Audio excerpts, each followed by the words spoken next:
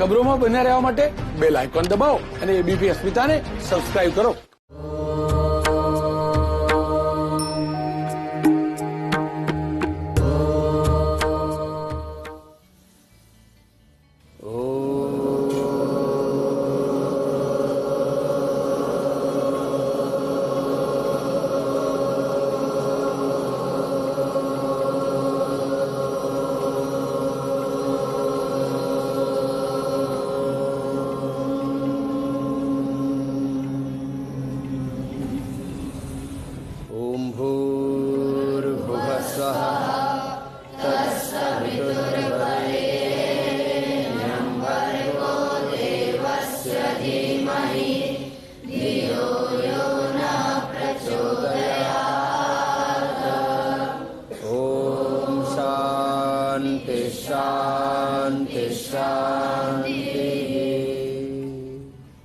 ઓંકાર અને ગાયત્રીના જપ સાથે આપણે યોગ અભ્યાસ કરવાનો છે. એવો મારો અભ્યાસ થઈ જાય, એવો મારો સ્વભાવ થઈ જાય કે મારે સવારે ઓછામાં ઓછું 10-20 મિનિટ પ્રાણાયામ યોગાભ્યાસ કરવાનું જ છે અને અંતિમ શ્વાસ સુધી આ વ્રત, આ સંકલ્પ આપણે પાળવાનું છે. અમારા સાથે અહીંયા બે બ્રહ્મચારીઓ તો જમણે બાજુમાં ડાબી બાજુમાં બેસેલા છે, બાકી બધા નીચે બેસીને મારા સાથે પ્રાણાયામ કરશે. આરોગ્યની વાત હોય કે અધ્યાત્મની વાત હોય, 99 to 100% બેનિફિટ પ્રાણાયામ અને ધ્યાનથી થાય છે. આમ તો આ નાનકડા છોકરાઓ, તમે ભાઈ પ્રાણાયામ કરકે દિખાઓ ના, ભાઈ પ્રાણાયામ બેઠકી કરો. શ્વાસને અંદર ભરીને પછી બહાર કાઢીને, હા ચલો. અબ તો ઠંડ થઈ રહી છે તોય પણ એનો તો અભ્યાસ થઈ ગયું છે. ચલો ના भाई प्राणायाम करो. पहले तो श्वास को अंदर भरो, फिर श्वास को बाहर निकालो. श्वास बाहर काढो, पेट ने अंदर खींचो. तो आ बाह्य प्राणायाम થઈ ગયો. હા, તો આવી રીતે શ્વાસને બહાર કાઢીને બહાર જ રોકી દેવાનું. આ બાહ્ય પ્રાણાયામ છે. નાના છોકરાઓ આમ કરી શકે, જેને પેટ હળવું એ પણ કરી શકે, અને આ તો નોલી પણ કરે છે. ઊભા થઈને ખડ્યો જાઓ, ઊભા થઈને શ્વાસને બહાર કાઢીને પેટને વચ્ચેથી આમ કાઢીને પછી આમ ગોળ ગોળ ફરાવવાનું. હા ચાલો કરો. આરામથી કરો, બહુ જોરથી નહીં. થોડા ઊભા થાવ, હા પછી આમ ફરાવો. ચાલો, સરસ કરે છે આમાં આવી રીતે. તો નાના છોકરાઓ સાથે આ મોટા છોકરાઓ છે એ પણ 3-4 વર્ષથી અભ્યસ્ત થઈ ગયા છે. એ પણ નોલિશ ક્રિયા અહીંયા જમણી બાજુમાં ડાબી બાજુમાં સરસ કરી રહ્યા છે. તો એના માટે પણ ખૂબ ખૂબ અભિનંદન. તો આવી રીતે આ નોલી ક્રિયાનો પણ અભ્યાસ નાનપણમાં તમે કરો અને પેટ હળવું હોય તો મોટી ઉંમરમાં પણ કરી શકાય. ભાઈઓ સાથે બહેનો પણ કરી શકે છે. હા, તો આ નોલી ક્રિયાનો અભ્યાસ. તો બેસી જાઓ અને બેસીને બેસો અહીંયા જ બેસો. બાહ્ય પ્રાણાયામ, શ્વાસને બહાર કાઢીને બહાર જ મૂકી દેવાનો અને પેટને અંદર ખીંચવાનો. જાલ અંદર બંધ, ઉડિયાન બંધ અને મૂળ બંધ સાથે બાહ્ય પ્રાણાયામ. હા, સરસ કર્યું છે આવી રીતે.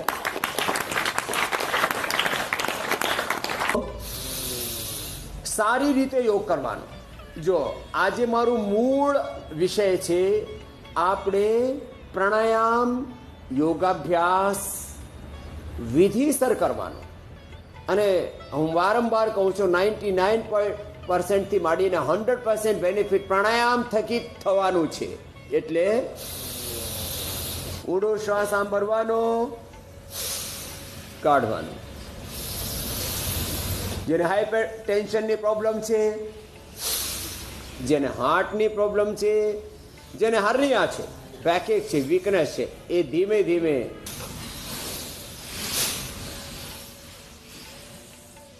અત્યારે આપણે પછી કપાલભાતિ કરવાનું. જો કપાલભાતિમાં પણ ઘણા બધા ખોટું કરતા હોય. કપાલભાતિમાં રિધમ સાથે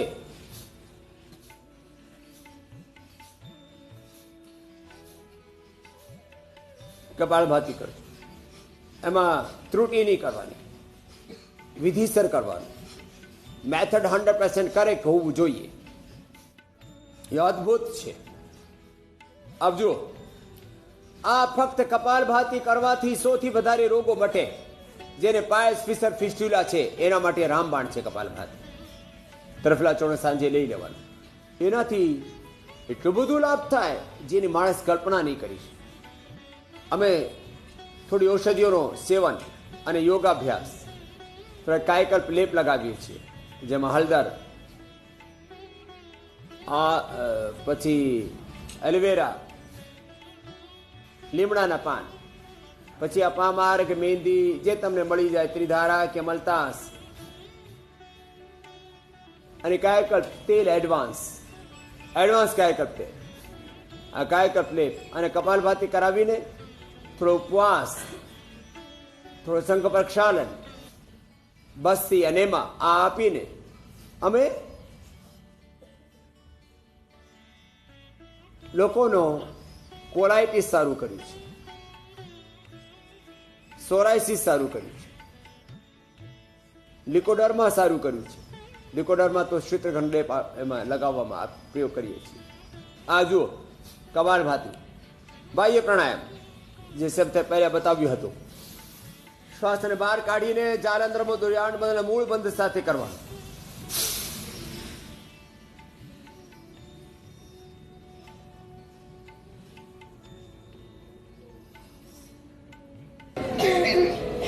આવી રીતે 20 થી 30 સેકન્ડ કે 1 મિનિટ સુધી આમ રોકવાનો. ઘણો બધો ખોખા કરી ગયા હોય પછી 20-30 સેકન્ડ ઓછામાં ઓછો અંદર ભરીને રાખવાનો. પછી જમણાને બંધ કરીને ડાબાથી બહાર કાઢવાનો. આવું જાય છે. શ્વાસને અંદર ભરવાનો, આ પૂરક, બહાર કાઢવાનું આ રેચક, અંદર ભરીને અંદર મૂકવાનો અભ્યંતર કુંભક, બહાર કાઢીને બહાર રોકવાનો આ બાહ્ય કુંભક થયું. તો અત્યારે આપણે આ 5, 7, 11, 12 સુધી કરી શકાય. થાઇરોઇડમાં, ટોન્સિલમાં ગળું ખરાબ હોય ત્યારે અનુલોમ વિલોમ એ પણ બહુ મહત્વપૂર્ણ પ્રાણાયામ છે. કોઈ પણ શ્વાસ લેવાનો અને કાઢવાનો ડ્યુરેશન ઓછામાં ઓછો 2.5 થી 5 સેકન્ડ હોય. ભસ્ત્રિકામાં, અનુલોમ વિલોમમાં, ચંદ્રભેદીમાં, સૂર્યભેદીમાં, નાડી શુદ્ધિમાં ઓછામાં ઓછું 2.5 થી 5 સેકન્ડ. ચલો આપણે લાંબુ લેવાનું છે. 5 સેકન્ડમાં કેટલી વારમાં? 5 સેકન્ડમાં. ચલો સીધા બેસો. આમ કમર આમ વળી જાય એ સારું નહીં. સીધું બેસવાનું, મેરુદંડ સીધું જ રહેવું જોઈએ. અનુલોમ વિલોમ આવી રીતે કરો. લગભગ 2.5 થી 5 સેકન્ડમાં લેવાનો અને 2.5 થી 5 સેકન્ડમાં ધીમે ધીમે કાઢવાનું. ધીમે ધીમે લેવાનું, ધીમે ધીમે કાઢવાનું.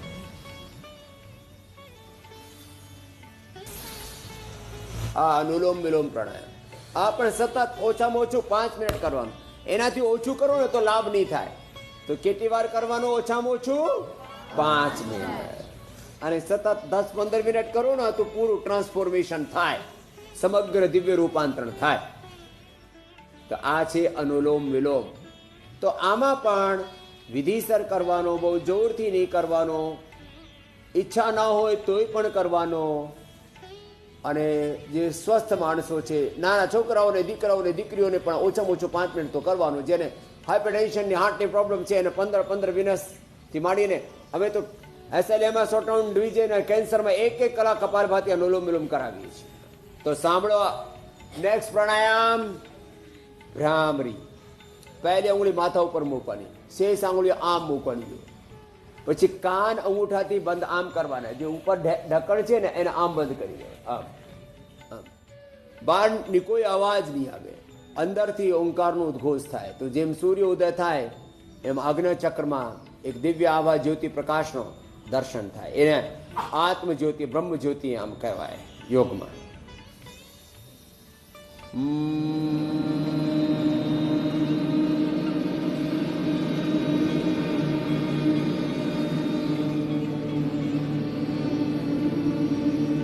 પછી ઉદ્ગીત કરવાનો. બંને હાથ ઘોટનો પર ધ્યાન મુદ્રામાં.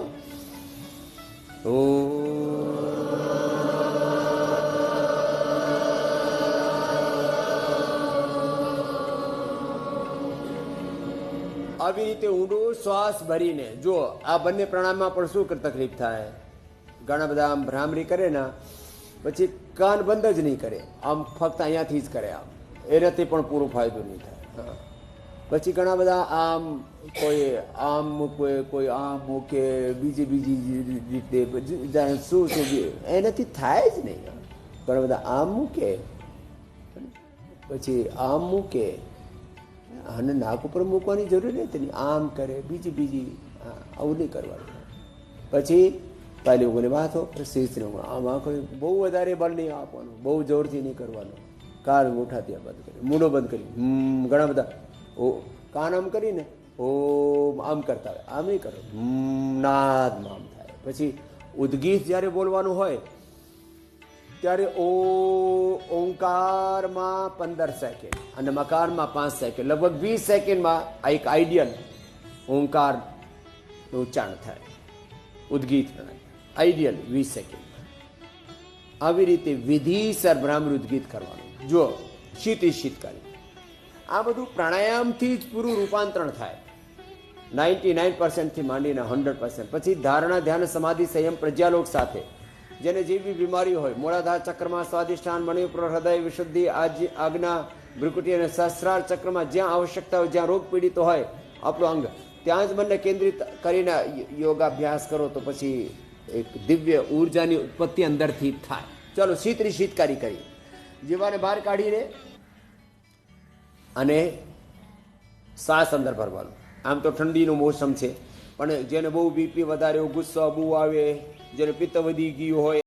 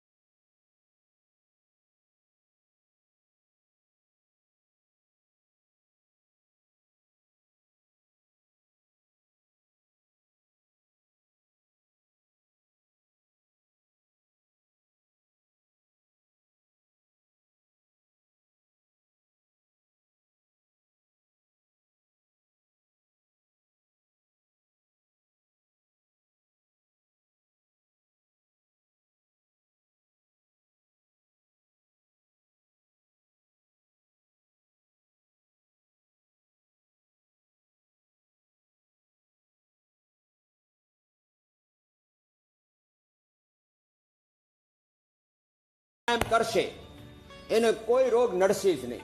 અને જેને કોઈ પણ રોગ થઈ ગયા છે 99 થી માંડીને 100% બેનિફિટ પ્રાણાયામથી. ઓમકારનું ધ્યાન કરો, સાથે ગાયત્રીનો મહામૃત્યુંજયનું ધ્યાન કરો તો વધારે લાભ. તો આ બધાએ વિધિસર સદાય પ્રાણાયામ કરજો, અને માત્ર તનથી જ નહીં, મનથી, આત્માથી સદાય નિરોગ જ નહીં, આપણા સ્વરૂપમાં સ્થિત રહેજો. હવે સ્વભાવથી નિત્ય શુદ્ધ બુદ્ધ મુક્ત આત્મા છીએ.